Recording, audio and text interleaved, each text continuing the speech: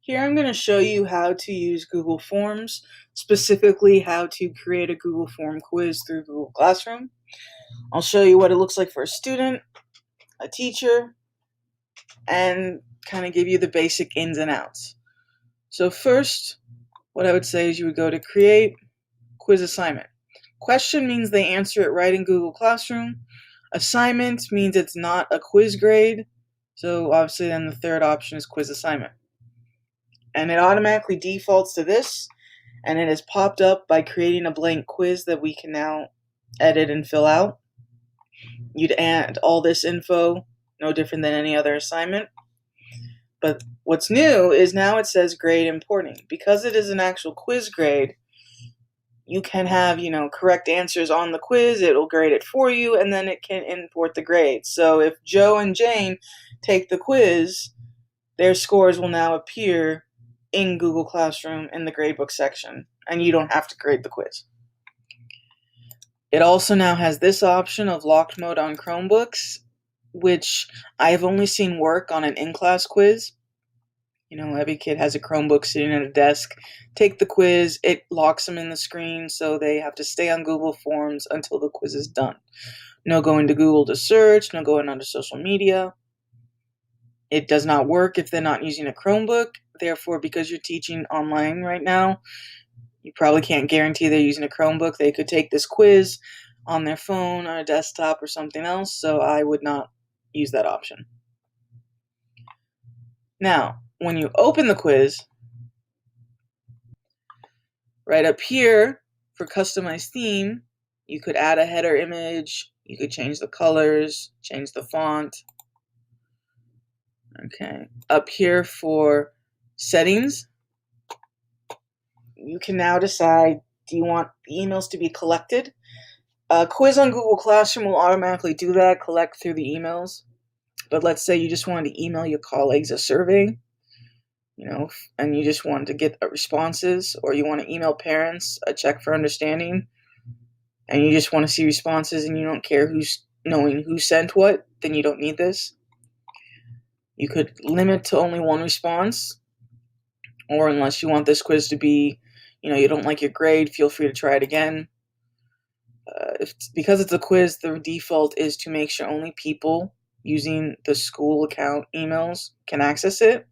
However, because we are online, unless you can guarantee your students are using their school email, don't click this. For example, I tested it with my, I'm the teacher and then my personal email is the student.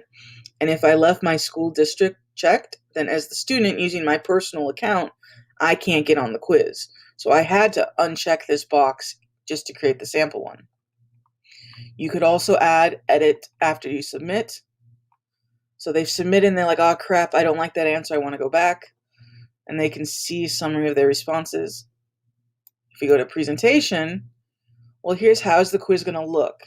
Do you want to do a progress bar so that they can be like, oh, you're on question 4 out of 9, almost done. Do you want to shuffle the answers? This one's great if they're taking it in class so that maybe they're all not on the same question at the same time. Okay, and then for quizzes, well, this is obviously, it's going to make it a quiz. We already talked about this. Do you want to release the grade so they know what they got right after they submit it? Or do you want to release it later after you've checked it? And then you can look at the rest of this. But it's pretty standard and easy to understand that way. Obviously, you want to title it something. You could add a description. And then you start adding questions. I would not this isn't a title it something, this is a write whatever the question is, and then you have your answers. Now here are the different types of questions. First is a short answer. That's usually going to be like a sentence. This is like Twitter. It has a certain number of characters that are allowed, but a short answer is what it sounds like. Couple words, phrases, a sentence max. Paragraph, though, is exactly what it sounds like. Now we need the longer answer, couple of sentences, several lines. Multiple choice is exactly what it sounds like. You add multiple options, they pick the one they want. A checkbox is exactly what it sounds like, where it's just like multiple choice, but instead of just one right answer, now they could check all that apply. Drop down is just multiple choice, but it'll visually look nicer because it'll just only give you one option at a time and you drop down to see all of them. File upload, and then you see the default is doing this. What this would mean is maybe if it was like a paper related assignment or they had to create an image, they would upload a file attachment. But in order to do this, it says, files will be uploaded to the form owner's Google Drive. Respondents will be required to sign into Google when file upload questions are added, which means that they have to be in their Gmail in order to take the quiz, and whatever they upload will now appear in your Drive. So they don't advise this unless you can trust everyone. So I've never actually done a file upload one. Linear scale. Now this could be a whole, how are you feeling today? 1, like crap, 5, fantastic. There you go. Multiple choice grid and the checkbox grid will look the same, but the difference is just as it sounds. So if it's a checkbox grid, you could check all that apply. Multiple choice grid, you can only check 1 in each row. Then we have a date one. Unfortunately, there's only one option, and that's you'd have to do month, day, and year. So for example, if I want to do what year was Romeo and Juliet published, I can't because we don't know the month and day. We only know the year. If I wanted to ask a history question, though, on what day was Pearl Harbor, well, we know month, day, year, so we could do that. And then last type of question is time, which, again, I don't have an option to change it, and the default is a time of day, not number of hours.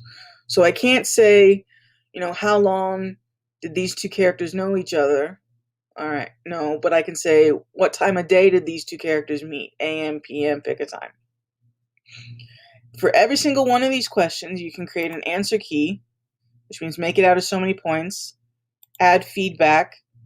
So if they get it wrong, here's your response.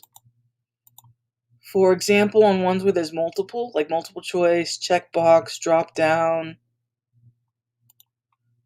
when you do an answer key, you can actually click what the right one is. So you can delete a question if you don't like it. You can duplicate it if you're like, oh, I already created the format. I want to keep adding more multiple choice questions. Just keep clicking that.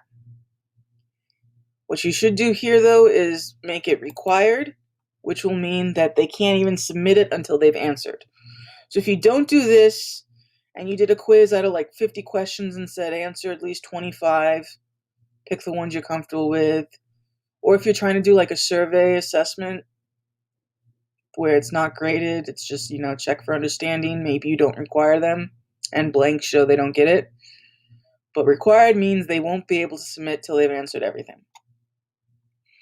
So now for these icons right here. So the plus sign just is add questions. All right, this is to import questions.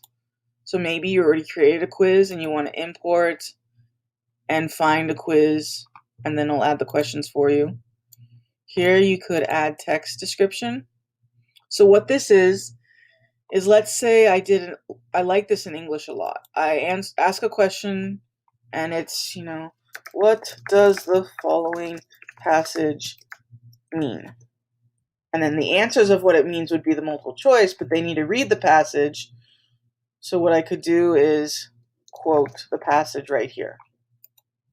And then, in theory, what they will see is the question and then a bolded section for them to read, and it's all part of the same question.